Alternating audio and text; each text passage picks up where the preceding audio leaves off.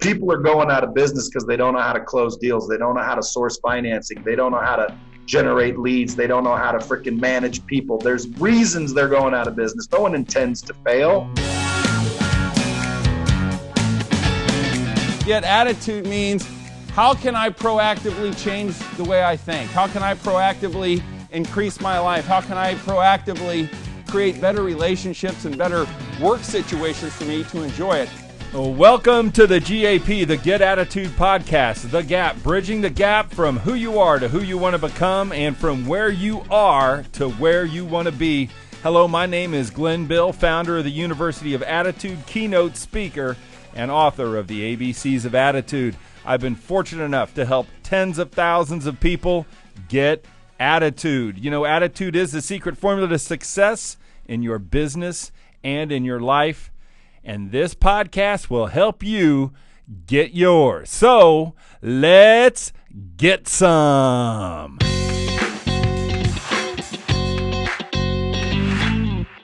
I want to welcome everybody. Please subscribe, rate, and review. Today, we are with the one and only out of Las Vegas, Brad Lea.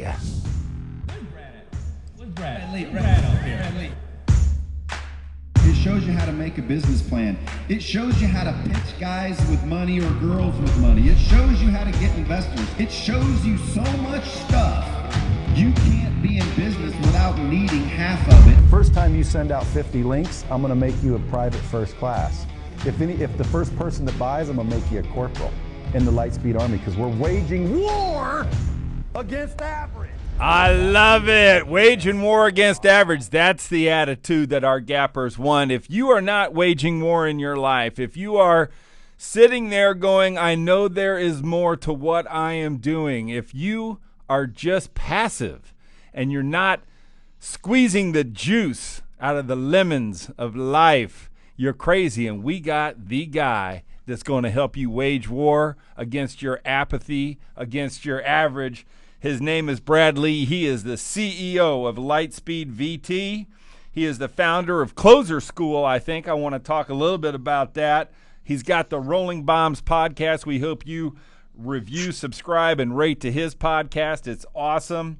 And I think I just saw something, Brad, that you had called the All-In Growth Conference. So, man, you were doing everything. You're waging war. Welcome to the Get Attitude podcast, and it's great to have you here. Man, I appreciate you having me. But I must correct the host right off the bat because it's dropping bombs, Glenn, dropping bombs. What did I say? You said rolling bombs. Oh, that was Snoop Dogg's podcast that we had. Yeah. Dropping bombs. But with that correction there, because again, I don't want people Googling rolling bombs and not finding OBL. No. I'm down with that. Dropping bombs. If you want to drop bombs in your life, hit that Brad Lea podcast because it's money. It is money. Dropping bombs, folks. That's what we want to do. Brad, it's awesome to have you as part of the Get Attitude podcast. What we always like to do, you know, we try to take people from where they are to where they want to be. I love that. From who they are to who they want to become.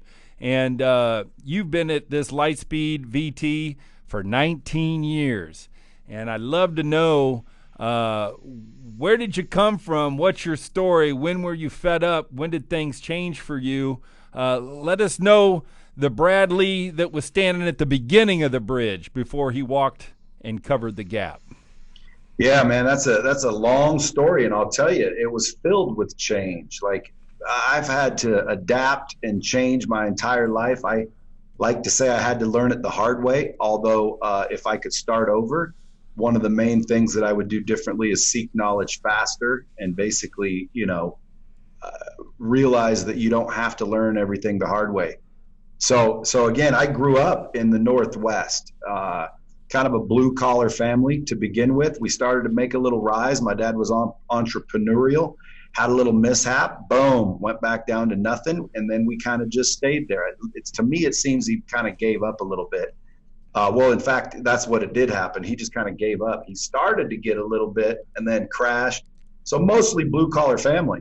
Got kicked out of school when I was 16 years old. Well, not school, really. I got kicked out of my house.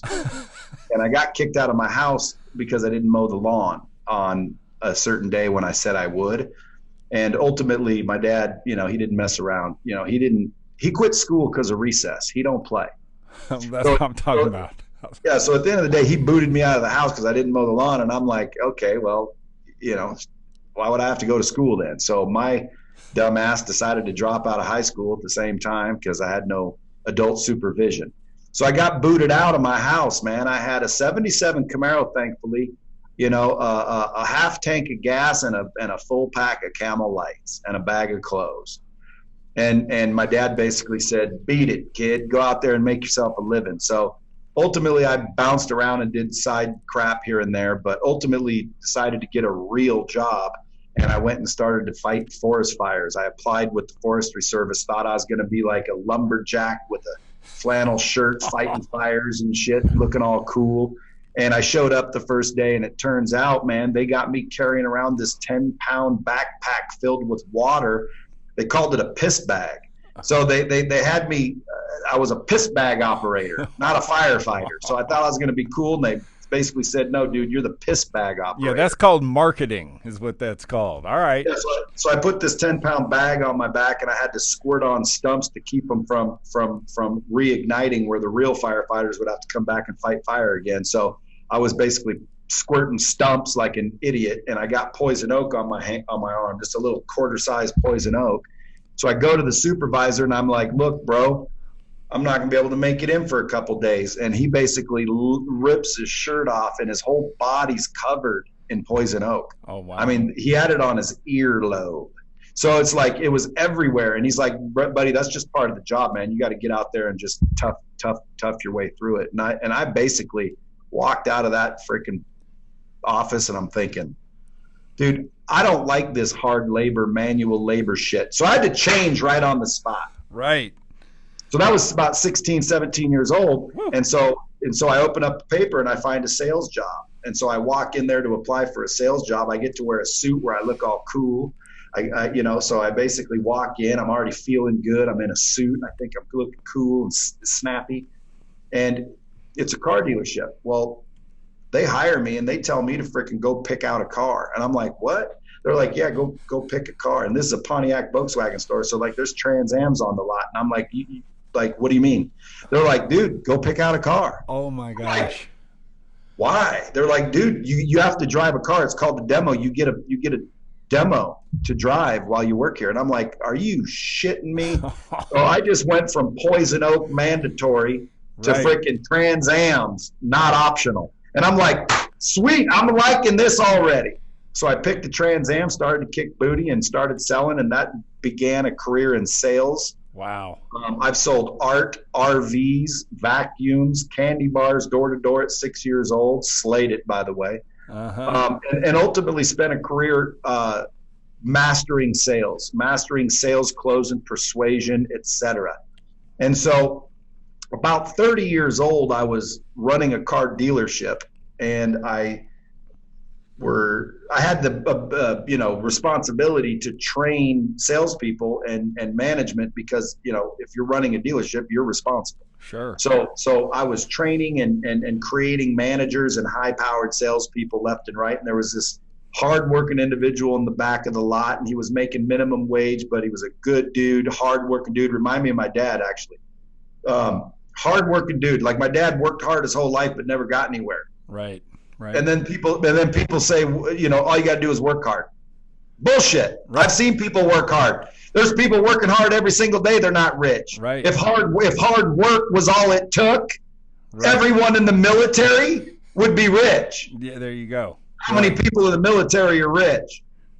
Not financially. Okay, Zero. well then guess what? Hard work isn't what it takes. Right. Okay, so let's get that freaking gap covered right there.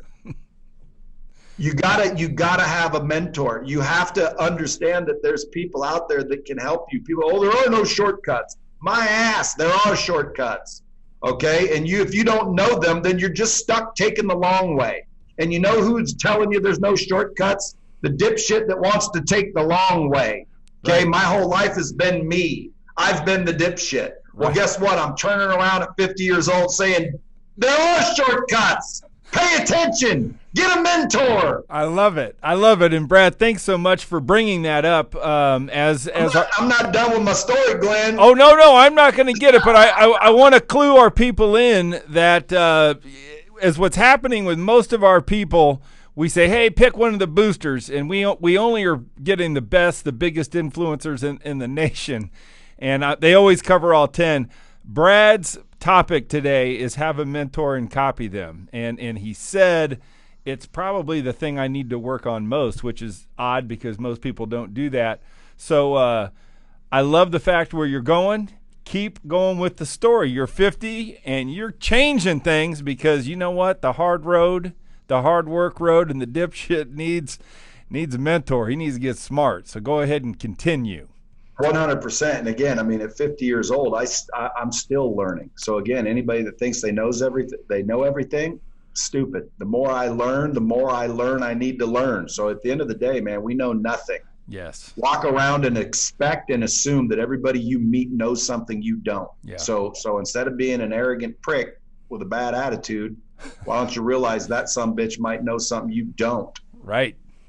So anyway, at the end of the day, man, I was 30 years old and I'm training all these high-powered people because I've mastered sales myself, and I can break things down to the basic level so pretty much everybody understands. So I take this kid out of the back, hardworking dude. I say, look, I'm going to freaking teach you how to sell. He says he doesn't sell. He's an introvert. I said, I know you are. I'm going to teach you how to sell, and you're going to freaking change. You're going to make money. Your kids aren't going to be walking around here in 2-year-old tennis shoes. Your wife's actually going to freaking like you again. Everybody's going to be happy. He said, okay. He comes out front. I freaking change his life. His wife is in love with him. His kids are freaking walking around in designer clothes. The guy's a good dude. And when money is given to good people, don't believe the hype that it's bad. No, good people don't turn bad because they get money. Okay. Money just amplifies who you are. So again, if you're a dick, money just makes you a bigger dick. Right. Okay? Right. If you're a good person and money makes you a better person because now you have the ability to help more people, which is ultimately what I learned to do at 30, which changed everything. Right. So again, I changed all my life, man, and people are afraid to change. They're afraid to be judged. It makes no sense, man. You should expect change. And one of the 5 factors of success that I preach is one of them is make adjustments. Like you cannot put blinders on like we're taught and pretend that, there's just a beeline to where you're going. No, there's things in the way. They're called obstacles, challenges, situations. So you can have a bad attitude and you can see the problems, or you can focus on solutions to those problems and play it like a game, and you just make adjustments and keep on rolling with a good attitude, with a freaking, a head of hair left. You're not basically like, I have friends of mine, dude, their whole hair is gray. They stress over everything. Right. Every time I call them, well, how are we going to do that? We don't have their emails and blah, blah, blah. It's like, dude, are you focused on the problem? This is an opportunity, kids. This is an opportunity. Right. They just gave you an opportunity and you're worried about the problem. That's what you want to focus on, the problem. Yeah. When you focus on shit, Glenn, as you probably know, you get more of it. Right. What you focus on grows. Focus on problems, get more problems. Focus on solutions, get more solutions. What do you think you ought to do? Well, we always talk about, emotions are big in the attitude. And I always say, what you focus on, you feel. If you focus on shit, guess what? You feel like shit. You ain't lying. Ain't that the truth? So Go ahead. I'm 30 years old. I changed this guy's life, and I think, man, that felt good. Now, for the first time in my life, I worried about helping other people. Until 30 years old, it was all about me. What could I get? How do I get rich? Why don't I have that? Who's to blame for all my conditions? The president, my dad. My dad never loved me. Boo, hoo, hoo. All this bullshit that people tell themselves, when in reality, it's the same person who can get them out of it. Okay, right. And it all begins with mindset. It all begins with perspective. I'll give you an example of perspective. There's a lot of people that'll say I'm rich and successful, right? Multi-millionaire, dude. I've made it. Right. I know other people that'll tell you I'm screwing up $1 billion opportunity. Mm-hmm. Now, I've accomplished the same thing in life. One side of the fence says I'm screwing up shit and potential. Right. One side says I'm the coolest thing on the freaking board today. Right. Amazing. Okay, who's right? The ones that think I'm everything, or the ones that think I'm screwing up? My guess is you're right. Well, again, here's the answer. The answer is it doesn't matter what they think. How do I feel? What do I think? That's what matters. Right. But at the end of the day, I'm showing you that two different perspectives show you in two different lights when you're doing the exact same thing. So you automatically know that it's freaking a decision and a choice and a perspective of how you look at things. You can look at the problem, or you can look at the solution and the opportunity. Let me ask. But anyway, I'm 30 years old. Yeah. I helped this kid, and I'm like, dude, I want to start a training company. I want to start helping other people make more money and change their lives. So I quit my job. I started a training company, and I went out and I started charging $10,000 to show up for the day and spew my magic. Yeah, baby. And you know, they liked my magic. It was fun. People liked me. It was like, you know, oh, look, I'm cool. Everyone's listening to me. So I traveled around and did that for a while, and then I quickly realized, holy crap, dude, the people I'm leaving behind ain't learning shit. Right. They're not being successful like the last batch of people I was getting addicted to helping people from. Why? Because I saw their lives change. I saw them transform. And I'm like, why aren't these people transforming? Mm-hmm. And I have integrity and ethics, so I'm not going to continue to charge someone $10,000 a day to show up and not do the job. So I'm starting to think, man, I got to quit charging people, or we got a problem, because I know these people aren't learning. These people aren't changing. These people aren't transforming. Right. So I sat there and I thought to myself, what is happening? So I just took myself back and I mapped out everything I did with the employees that I ran, the managed employees that I had and developed and hired and developed, and it was working great. And I compared it to what I was doing out on the road when I was trying to do it for other people. And there were 4 key ingredients I discovered that most companies, believe it or not, do not have in their training. And that makes it ineffective. That makes it almost as good as not training. So there's people out there trying to train people, but they're doing it wrong. So it's almost like they're not training, right, but they're investing in training. They're just not getting the return. So I thought to myself, oh my God, this is crazy. Let me see if this is real. So the 4 ingredients, you want to know what they are? Well, I mean, of course we do. Bring it to us. Give it to us. Feed us. Well, I'll give you those in just a moment. But as soon as I freaking realized this, I said, man, I got to test this. So I tested it, and it freaking worked. It proved what I thought, and it proved what I discovered. And so I started freaking implementing that, and then that's kind of blew everything up to where we are today. But there were a lot of changes along the way there. So sure. At 30 years old, I discovered the 4 ingredients. That made a whole change. That made another shift. We're ready to get attitude. We're ready to eat. Why don't you lay those 4 on us? Well, the four ingredients that you have to have if you're going to train effectively are good content. Okay, you have to have good content, right? Because if you train someone effectively to do it wrong, well, they'll do it wrong. Right. You don't want that. So you want how to do it right in the first place. That's good content. Okay. Second thing you need is repetition. Of course. Repetition is the mother of learning. Repetition is the key. That's why school's 12 years and not 12 days, folks. Mm-hmm. Remember back in school, we learned the same shit all year over and over. Why? Because that's how we learn, man. Right. So the repetition has to be there. Third, there has to be practice. No question. Okay? I learned how to shoot a jump shot, but it doesn't mean I ain't got to practice it. Mm-hmm. So then fourth, there needs to be accountability. Mm-hmm. If those 4 things are not included, it's not necessarily training. It's more like exposure. You've been exposed to information. And exposure, as you know, is very dangerous. I mean, you can get arrested for exposure. You can die from exposure. You don't want to just simply expose your employees or your team or your customers or your fans or whatever you're doing. You don't want to just expose them to your content and your information. It won't work very well. You want them to be effectively trained. You have to have good content, repetition, practice, and accountability. Now, go look at all the companies in the world out there. They think because they sit someone down, make them watch a video and check a box that they're trained. No, they're exposed. Most companies have exposure programs, not training programs. Love that. That's so good. Right. Yeah, so I realized this, and I'm like, holy moly. So I looked around. There was nothing out there. This is 20 years ago, man. There was no internet, basically. It just came out. And I'm like, listen, I have to figure out a way to provide these 4 things: good content, repetition, practice, and accountability. I was doing it when I worked, right? Because they worked for me. I could hold them accountable. I could practice with them every day.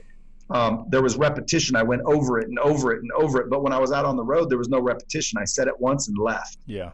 There was no accountability. They didn't work for me. I couldn't see if they were doing it. I couldn't inspect what I expect. Right. There was no way to practice with them, right? So ultimately, I was delivering the good content.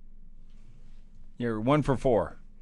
You're right. There was no repetition. There was no practice. There was no accountability. Right. So guess what? I said, man, I got to map this out and figure this out. And so I started approaching these people that were building internet type things. And well, there's a longer story, but I'll give you the quick version. We created Lightspeed. Yeah. Lightspeed virtual training, Lightspeed VT. That's basically what I'm, I think, best known for. Nowadays, everyone thinks it's the podcast. Right. They told me to join Cameo, and I'm like, dude, isn't that for like real celebs?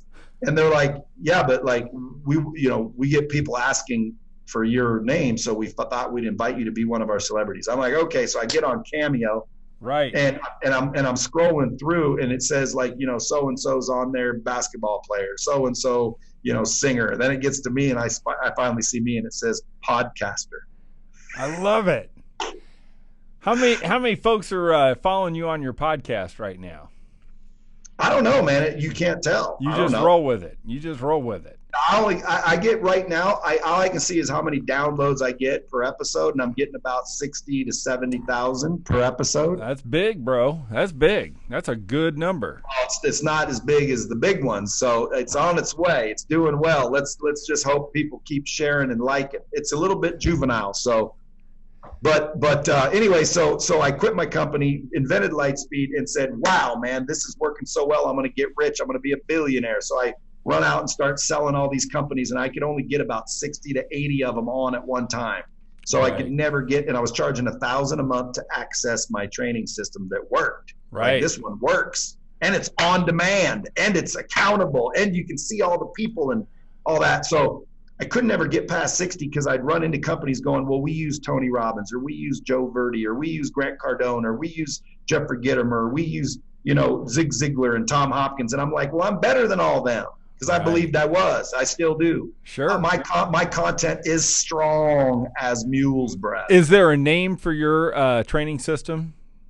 Well, I have closerschool.com, but that's School. just teaching people how to be better humans. Okay, cool. That goes beyond just closing and persuasion. That goes into freaking like building your confidence, learning how to freaking treat people, like just become a better human. It's masked and kind of dipped in sales and persuasion training. Cool. So, but do you have a sales training platform that you put out, promote, or that people hire you? Because number one, I know all the speakers that you just said are clients of yours. That's right. They are on your platform. That's quite an impressive client list, by the way. Well done, Brad. Thank you. Well, listen, I wish I could take credit, man. It was the technology I created actually solved their problem too, sure, and made their content more valuable, and it could allow them to grow and scale their audience and make bigger impacts and help more people, which is what they all wanted. Sure. Like I did. So I thought, man, I can compete with these guys, or I can collaborate with these guys. So I basically went and closed them on using my system. I said, I'll take my name out and my content out. You put yours in there and go do what I did. And by the way, I know people that want it because I knocked on their door, tried to sell them mine, and they said no, but if it was yours, they'd buy it. So I can give you the customers that already want your stuff. Yeah. So at the end of the day, man, what are we waiting on? Let me just get a little piece for my niece, a sliver to deliver, a little fraction of the action, a tad because I'm Brad. And you go out there and get all these customers that I can't get because they love you. And they fortunately said, okay, cool. So they did it. Well, now Lightspeed VT was created. However, it took about 8 years of everyone telling me I was crazy for all that to actually take place. Sure. I'm condensing everything. Yeah. So at the end of the day, man, that's what I do now. I'm the CEO and founder of Lightspeed VT. My mission in life is to get the knowledge from the people who have it to the people who need it, because I believe that's how we all live in a more successful world. People are going out of business because they don't know how to close deals. They don't know how to source financing. They don't know how to generate leads. They don't know how to freaking manage people. There's reasons they're going out of business. No one intends to fail. Right. Okay, Right. so again, why are people failing? Well, they don't have the right knowledge. Why? Somebody knows how to do this shit. Right. Well, it goes back to what you said. You ask the wrong question, you get the wrong answer. If you're reading the wrong content, you're getting the wrong delivery system. So, Dude, there's girls getting pregnant at 15. What's that tell you? Bad parenting? Okay, why don't those parents know how to keep that kid from getting pregnant? Okay, there's people dropping out of high school. There's businesses closing. There's marriages failing. There's people falling away from their faith. Why? Well, because ultimately they don't have the right knowledge. So my passion, because I saw that dude transform, and I could have helped my dad if I'd have known this while he was alive, to where no, hard work isn't just the answer. right. Okay, you work your ass off all your life and die tired and broke. Right. Right. Right or wrong? That is correct. So therefore, my mission in life, and the Lightspeed technology has allowed me to do this because it will deliver, track, and measure. It'll allow you to create, deliver, track, and measure interactive media, which is usually and generally applied towards training, but it's also now being applied toward lead generation, customer satisfaction, and brand loyalty. I mean, it's amazing. So it's blowing up like crazy. I'm the founder and CEO of Lightspeed. I started a Dropping Bombs podcast because all those people that I was talking about kept coming here to film content. And I'm thinking, well, if my mission's to share knowledge, why am I not sitting their asses down and tapping into their brain for an hour? Yeah. So I said, let me get 2 microphones. And so they dropped 2 microphones in one of my studios, and I walk in there and I start snatching people. Sit down, let's have a conversation. Right. And then, my style, I keep shit real. So it's like, look, if someone says something I don't agree with, I don't care who it is. Oh, you're the guru of this? Okay, well, here's my question. Why is this? So some people started to think like, oh, it was a grilling podcast, when it wasn't. It was just an open conversation, and people have different opinions, and that's how you learn. So listen, listeners, pay attention. This is not rocket science. Pay attention. I had to learn this the hard way. If you want to change what you're getting, you have to change what you're doing. If you want to change what you're doing, you have to change what you're thinking. If you want to change what you're thinking, you have to change what you believe.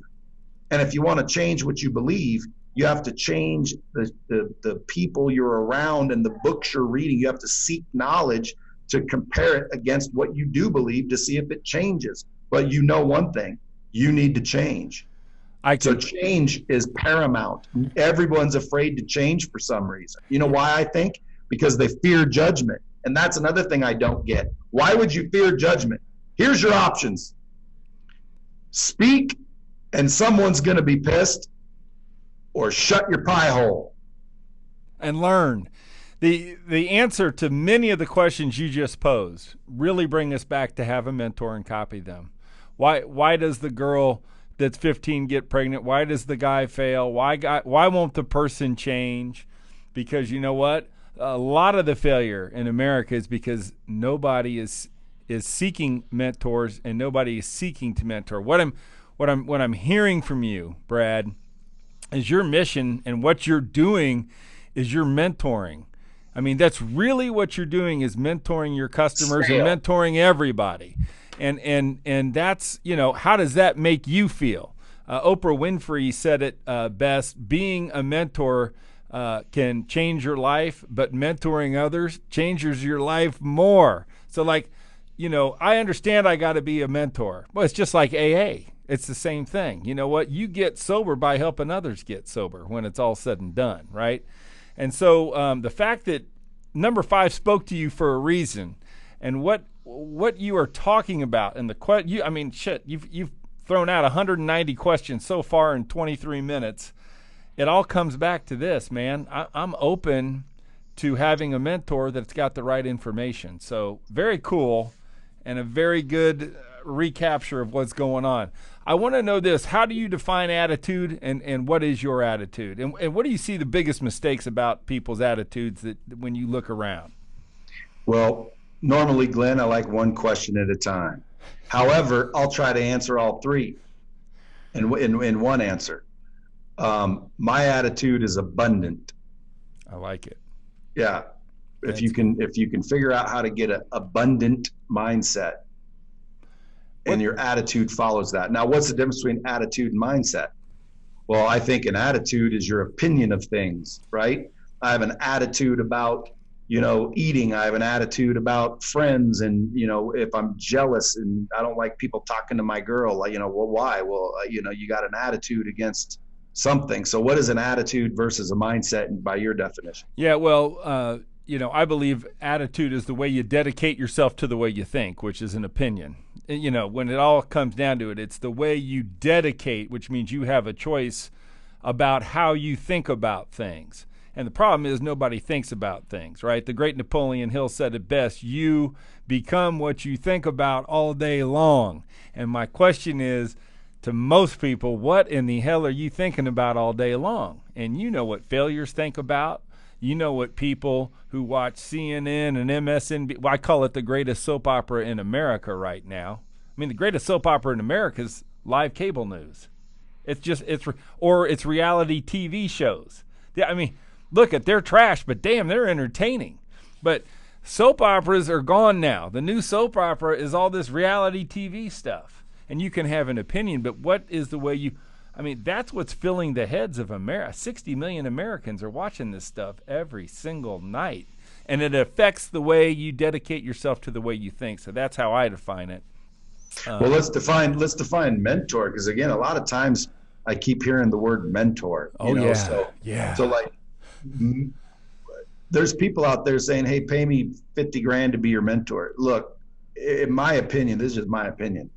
Like, my grandpa was my mentor, right? He'd put his arm around me and teach me shit for free. Like, he just wants me to do well. That's a mentor. Yeah. Okay. Most people are consultants. Okay. They want to get paid for their knowledge. Right. And those are not mentors. Amen. Don't make a mistake and say they're your mentors. I get a lot of people hitting me up on my phone, can you be my mentor?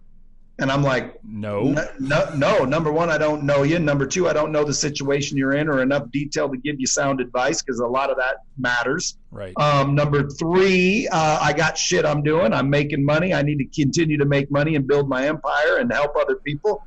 And C, I could just keep going down the list why I won't be your mentor. Right. Now, if they're asking the right question, hey, can you consult me on things? Well, that means, damn, that fits right into my plans. Right. You got a check behind that? Yeah, I can consult people on things, mainly creating interactive training systems to empower their employees, their consumers, or monetize their brands and their knowledge. I show people how to make money, right? So like Grant Cardone, when I met him, he was running around the country 300 days a year, making, low seven figures, if that, investing it all into real estate, which was very smart. Wise of him. Yeah. But he got scared because of the crash and realized, hey, I need to diversify. So I talked him into letting me build that training system that with him in it and go out and start marketing that and turn that into something. And he turned that into something that does, 7 figures a month,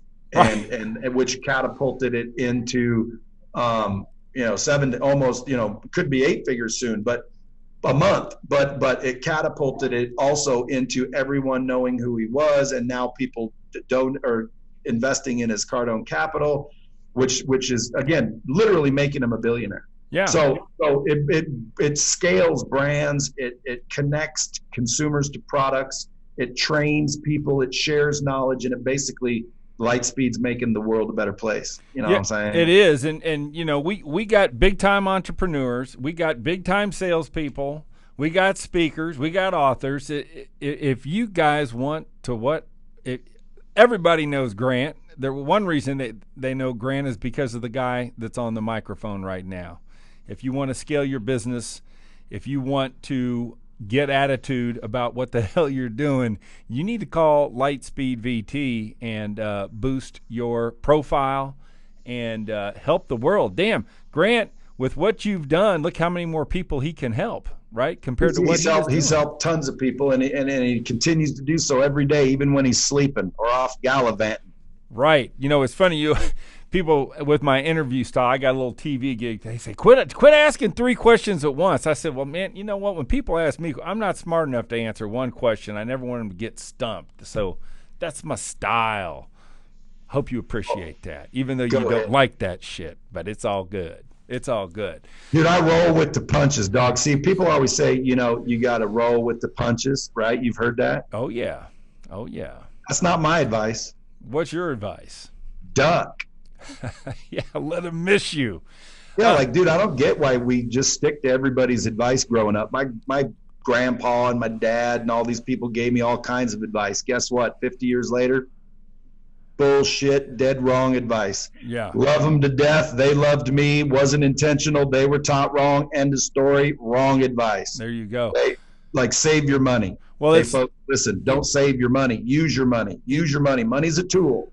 I heard this, money is a tool that buys your freedom. I heard that one the other day, which I really liked. In other words, the reason you make money is so you can pay other people, so you can live your life, to pay everybody something there's only so much time in a day, and money allows you to buy more time, and it allows you to buy your freedom, so you're not doing the same task day after day that you're not getting paid for. You know what I'm saying? Yeah, that's basically leveraging money for time, and the average people in the world, they leverage time for money, meaning they'll trade their time for some money. Right. And then truly abundant people that think abundantly, they'll trade their money for time, which means hiring people to do it for them and making a smaller profit, but over scale and volume. Now, were you an athlete ever as a kid, or? Hey, I was. Come on, kid. Where'd you play? And Dude, what did you play? Shit, dude, if you're an athlete if you got a body. Okay. I got you. Well, it's true. I mean, Nike says it. But at the end of the day, man, growing up in school, I played baseball and football. Now, I tried wrestling, but I went out the first day, and they made you wear those stupid onesies or whatever they're called. A singlet. They make you wear a singlet, and then you go wrestle with a bunch of dudes. And the first day, dude, some guy had me in a headlock with his armpit in my face. And so I'm like, dude, I'm not wrestling. I wish I did, though, because now all the MMA guys, that's the foundation that makes them, the baddest ones have a foundation in wrestling. I didn't know I'd be a badass. Oh yeah, my son was a Division I wrestler. I got a lot. We got a lot of wrestlers coming on the Good Attitude podcast too. So I quit because freaking some dude's armpit was in my face, and I'm like, pound. You know what? People always ask me. They go, Glenn, what do you think? About wrestling? I said, well, let me give you the deal with wrestling for your children. It's the greatest thing. It teaches you humility. But what I tell them, I said, wrestling's really good if your kid wins all the time.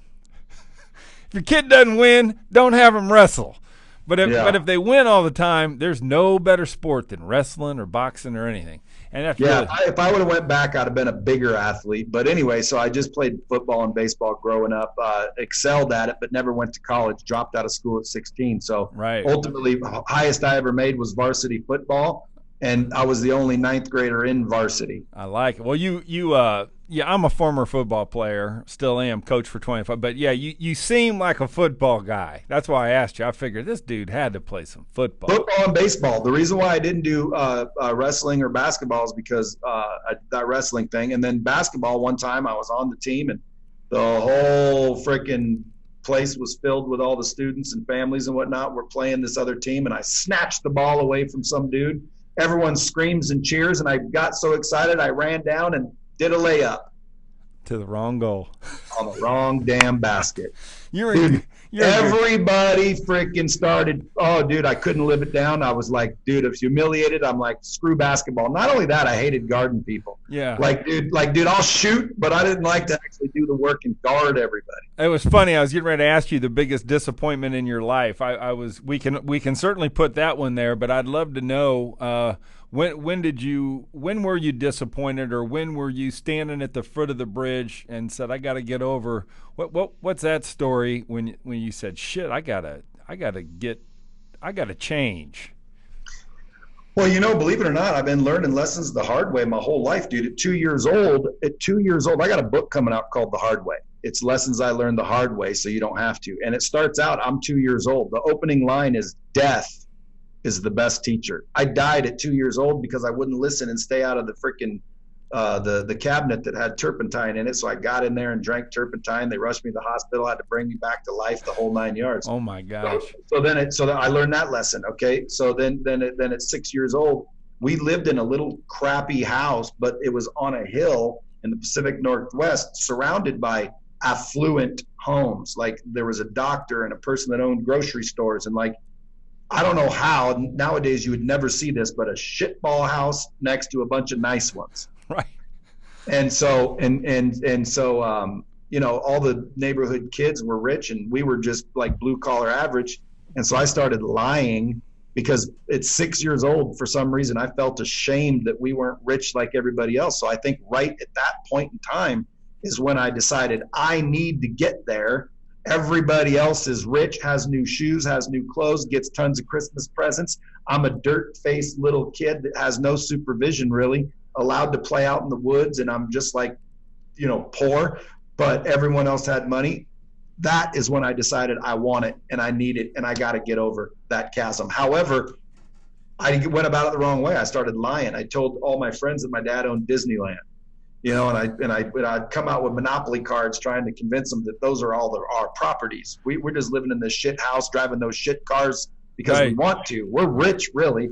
So it backfired and everybody hated me for a while. For like 2 years, dude, it was like I had a bad reputation for being the liar. Right. And it was almost like weird why I would lie. There'd be no good reason other than I wanted to fit in and I thought they'd like me. Well, when it backfired, dude, that's when I realized, dude, you got to keep shit real. You got to be authentically you. At 6 years old, I learned that. Yeah, that's a big benefit because there are people that are listening to this right now who may be 20, 30, 40, 50 that still aren't authentically themselves. And so that's a big problem, and you better get on that right now. Yeah, and I think it's a blessing that you're here. Brad, we got this cool little thing. This is how we always wrap our podcasts, and we want you to, if you can, revert back to your childhood. And I realize the first one's always tough. People are like, Glenn, I don't remember anything from being a baby. So I try to help people out and say, what have you learned from a newborn baby? What can a newborn baby teach you? Or what maybe you can, because you got some superpowers, bro. What would the newborn Brad Lea, what lesson can he share with us about attitude? Or what's the lesson of a newborn? Closed mouths don't get fed. That is true. Go ahead and talk to man. That is so good.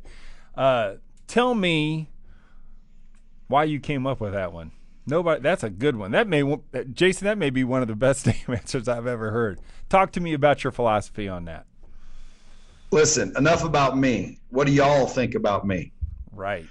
So realistically, I would say that because one thing, I mean, ultimately, I think of a newborn baby as fresh, new, brand new. And if they sitting there all swaddled up, not saying a word, nothing happens. Everyone just looks at it and cuddles it and nothing, you get nothing. Right. But what happens when they start screaming and they start crying? What's the first thing adult humans do? We stuff a bottle in their face or a tit in their face and we're like, hey, you know, you're hungry. Yeah. So closed mouths don't get fed. Folks, too many people are afraid to ask for help. They're afraid to frickin' say something. They go through life frustrated internally and then end up depressed or worse, homeless and like indigent. Why? Because they don't just open their mouths. So the newborn tells me, man, open your mouth, say something, and frickin' ask for what you want. Get what you want. It's all there to go get. Come on. Yeah, man. That dude. I mean, we should have left it at that. And well, I mean, I think everybody got it, but. I mean, honestly, that was one of the best damn answers on the knowledge through the decades we got.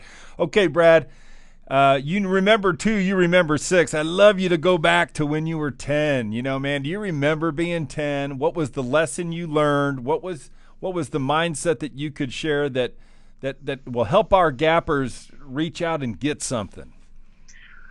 At 10 years old, I learned that there was more inside me than I had ever imagined, and I was not even fractionally close to what was actually inside me. So at 10 years old, I already knew I was capable of so much more, and I had no idea of how much capability I actually had. That's cool. Was there an instance that tipped that off to you? Yeah, there was a couple. Like my dad, I told you he was starting to do a little entrepreneurial thing. So he started this little newspaper, and as part of marketing, he would put clues in the newspaper to find a treasure that was hidden around town. All the people would go get the paper to get the clue to try to find the treasure, which was, $1,000 or whatever. And so as a little kid, 10 years old, man, I got my bike and I'm getting my dad's paper and I'm getting the clues and I'm hunting and I'm finding. And sure enough, I found the damn treasure before all the adults in the town did. And I run into my office proud like a sumbitch, showing my dad, look, I found it. And my mom and my dad were like, holy crap, how did you find that? And I told them the clues and how it led me to where to find it. Wow. And they're like freaking out because none of it was for adults. Sure. A little kid goes and finds it. And then basically I got in trouble because I'm not allowed to find it. I was part of the family, and in the rules it says there's no family members or.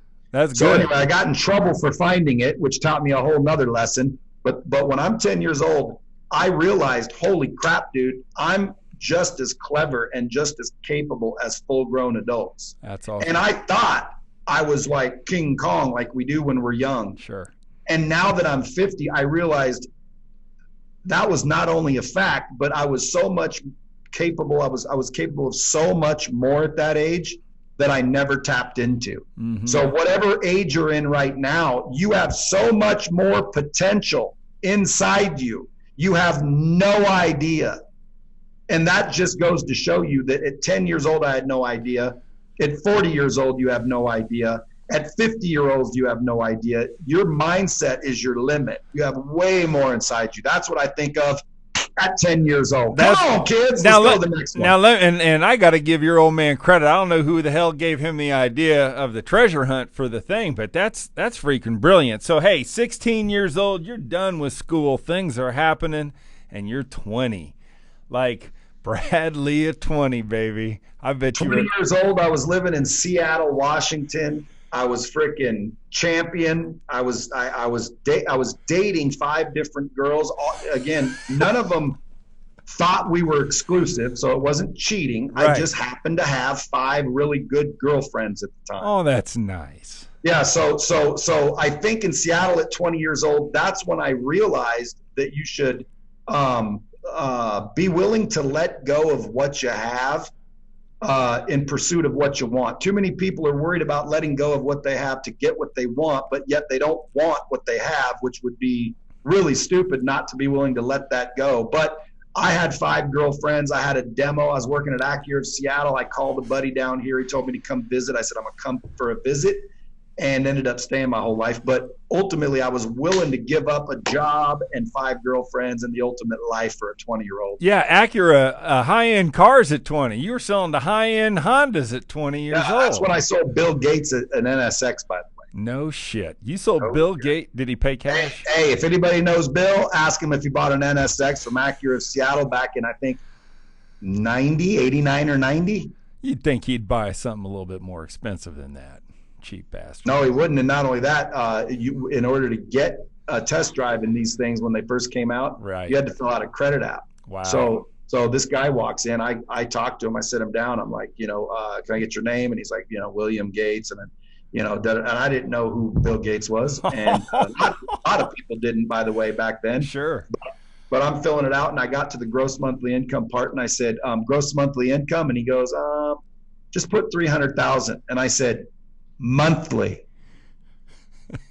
And he said, just put 300,000. And so I put 300,000, thinking this dude's full of shit. Oh my God. And so I go into my sales manager and I'm like, hey, here's a credit app. This guy wants to test drive the NSX. The guy looks at the credit app, looks over the computer. He's like, go. So apparently he knew who he was. Wow. What a story. That's something. I went and test drove him, and he came back and just said, how much is it? And I said, it's X amount of dollars. And he said, okay, and wrote a check for it. Boom. So you sold him the car. Unreal. Now, did you get the repeat and referral business from him? Well, I did not. I still had lessons to learn, my friend. Well, but then you went down to California too, I think. That's what ended up happening, right? Well, from Acura of Seattle, I went to Las Vegas. I went to California before Seattle. Oh, I got you. All right. My life is a series of events like you wouldn't believe. Someone said, man, what did it feel like when you hit rock bottom? I said, man, I've never hit rock bottom. Amen. They said, didn't you say you were homeless on the beach in LA? I'm like, well, yeah, dude, but number one, it's sleeping on a beach. How bad can that be? Right. Okay? You're sleeping on a beach, ocean's crashing in, you wake up, you're in LA, perfect weather. Like, come on, man, that's not home. That's not rock bottom. Yeah. And he's like, wow, dude, it's amazing how you can see it that way. And I'm like, I can't see how you see it any other way. Right. There you go. Perspective. Back to what you said earlier. I chose to be there. It was a choice. I could have went home to my parents. Yeah. But then I would have had the tail tucked in my legs. And, I wanted to stay. I wanted to try to be an actor. I wanted to be a movie star. So guess what? I'm willing to do what it takes. Sleeping on the beach, dude, it's sand. It's comfortable. All you need is a little bit of blanket and a few of the nights, someone was there with me to keep me warm. Oh, isn't that nice? Now let's talk about you. They didn't know I was living there, by the way. They thought we were just spending a romantic night on the beach. Yeah. Let me take you to my living room. It's oceanfront. So you go through your 20s. You've made some moves. You've definitely lived. And now all of a sudden, damn, it's your 30th birthday. You're sitting there. Did you have a birthday cake when you were 30? Do you remember the day at all? But more importantly, what's the lesson? What was the mindset of you at 30? What's the attitude lesson that you can give our gappers today about being 30? It's when I realize now, looking back, at 30 years old is when I truly made it an opportunity to be successful. Because if I would have continued going down the mindset and path that I was on, even if I would have made financially more money, I would have been a completely different person, morally bankrupt. I would have been a selfish prick that was taking from the world rather than contributing to it. And so 30 years old is the pivot that I realized, man, help other people's how you live fulfilled. And ironically, Zig Ziglar says it best.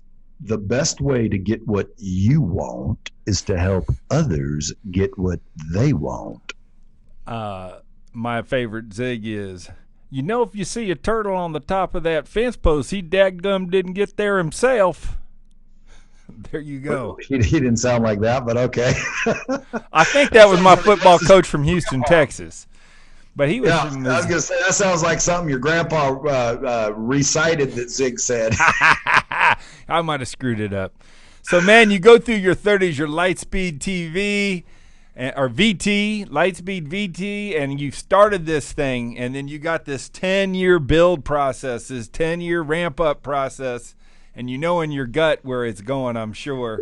And then, damn, 4-0 hits you. 10 years ago, 40 hits you. Yep. Talk to me about knowledge at 40. What's your knowledge at 40? What's the attitude at 40? What's the lesson at 40?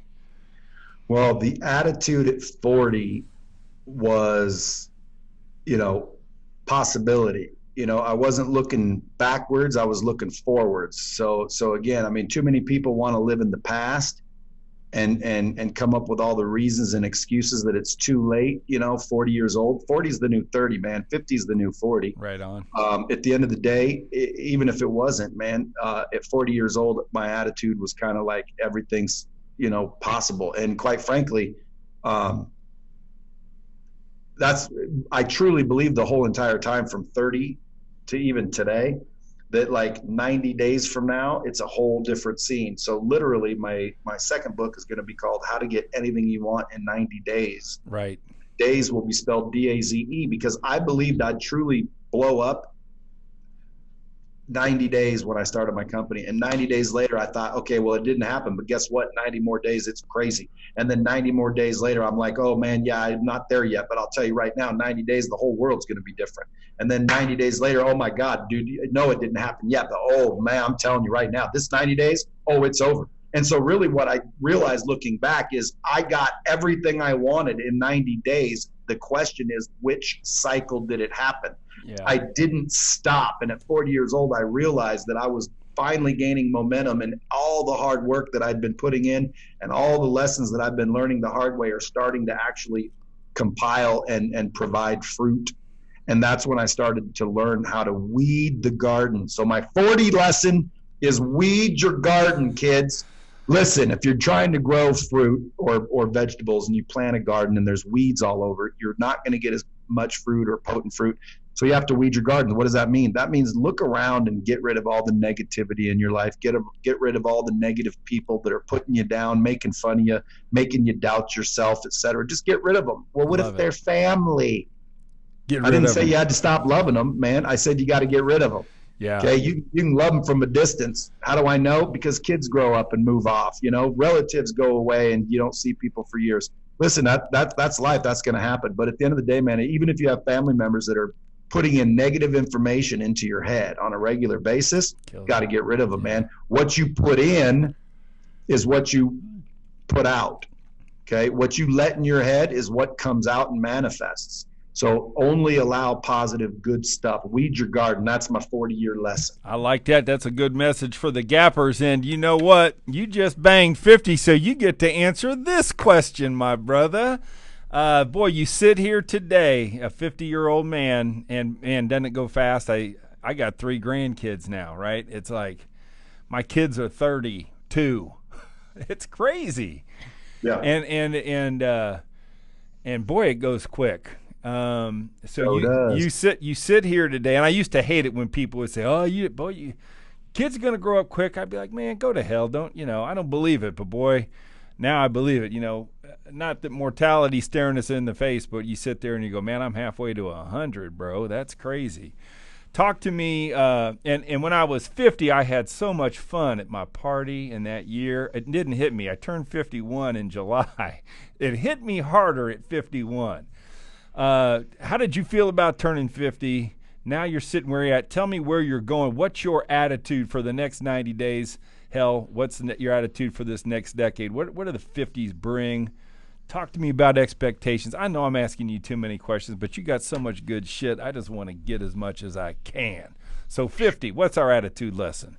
Well, when I turned 50 years old, man, I celebrated, and I was extremely excited to have the opportunity to live that long. I mean, that's a half a century. So I was mighty, mighty grateful and mighty, mighty thankful that I got to turn 50. I know all my friends were jealous that are younger, but at the end of the day, man, I got to do it. So I celebrated profusely.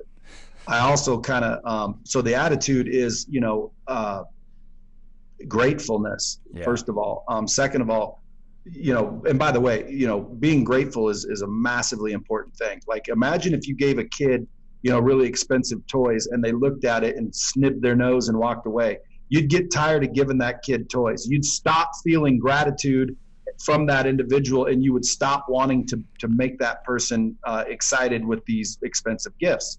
So again, if the kid shows gratitude, even over the littlest thing, like you give him a little pen and he's just so grateful, it makes you want to give him more gifts and nicer gifts. So think about the universe as the parent, and think about you as the little kid. If every time you get opportunities, man, you're whining and bitching and complaining, then why would you get more? The universe is like, this guy's a dick.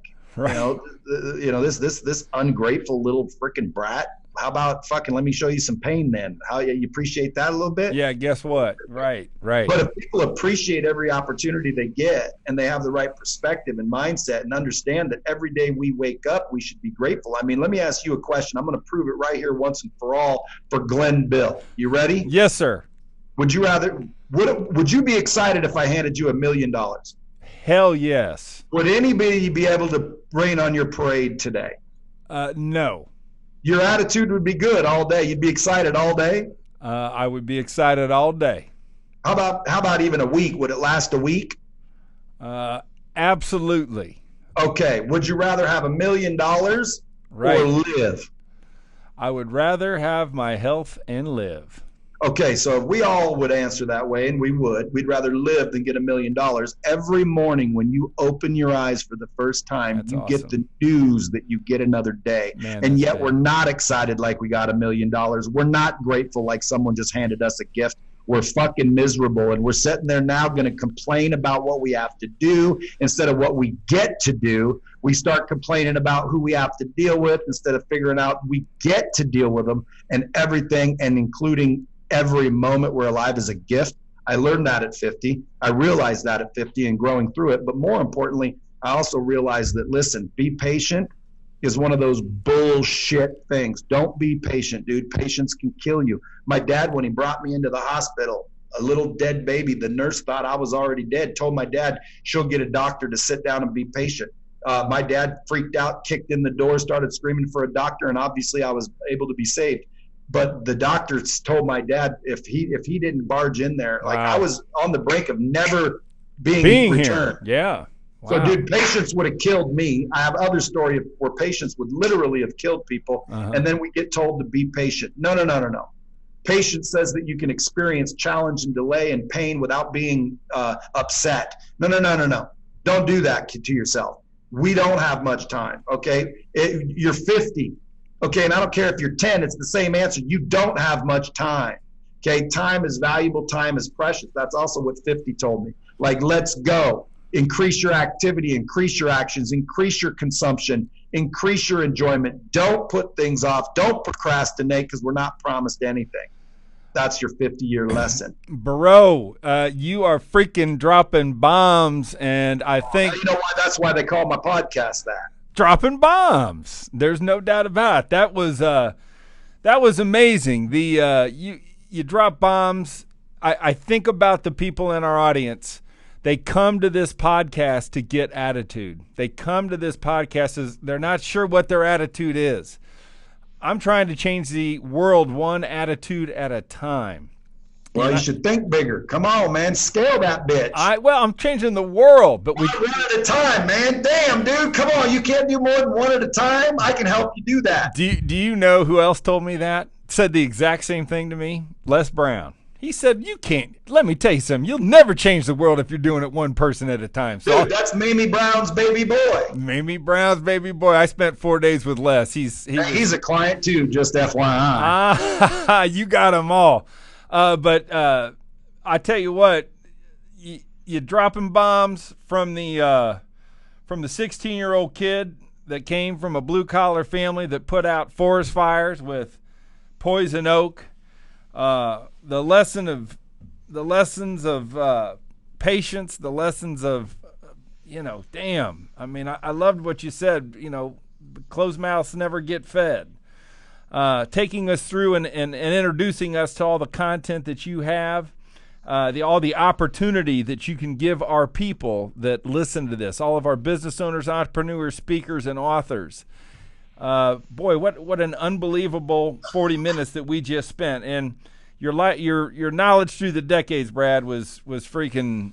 That was, Jason, would you say that was probably one of the better ones we've had? Yes, that was gold. It was gold. This first one was what 5 words? 5 words. That's it. Less is freaking more, baby. Listen, if that's the truth, all I ask is you go out and tell someone on social media. Tag OBL. Tag what? Tag OBL. That's me, dog. BL 21 Fizzle. Okay. We will tag it. Yeah, we got pictures of all this stuff going on. But man, you Lightspeed VT, you are light of the world. You're the light of the Get Attitude podcast. That was freaking awesome. When I'm in Vegas, I'm gonna come see you. When you ever get to Naptown, if you get to Indy, you look up your boy GB, and I'll show you a good time. All right. I will do so, but when you come to Vegas, man, you got to come in and do a little drop in bombs. I will be dropping some bombs with you. I got plenty of stuff to say. I listen on this one, but if you want me to talk, I'll talk, and I appreciate it. Let's go. All right, Brad, be good, buddy. Take care. Thanks for your time. Appreciate you. All right.